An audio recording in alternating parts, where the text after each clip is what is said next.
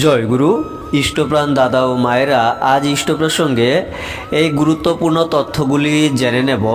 কিছুদিন পূর্বে কয়েকজন উচ্চশিক্ষিত উচ্চ পদাধিকারী ব্যক্তিবর্গ শ্রী শ্রী আচার্যদেবের সন্নিকটে আসেন।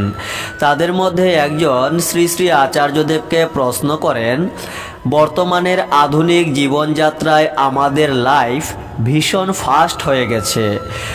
আপনারা আধ্যাত্মিক চর্চার যে সকল নিয়ম বিধি পালন করার কথা বলেন, বর্তমানের এই ফাস্ট লাইফে এইসব নিয়মবিধি পালন করার সময় কই? শ্রী শ্রী আচার্যদেব তার ভুবন ভুলানো মিষ্টি হাসি দিয়ে বলেন, ফাস্ট লাইফ তো যন্ত্রের মতো, তাতে প্রোডাক্টিভিটি বাড়বে কিন্তু ক্রিয়েটিভিটি কমবে।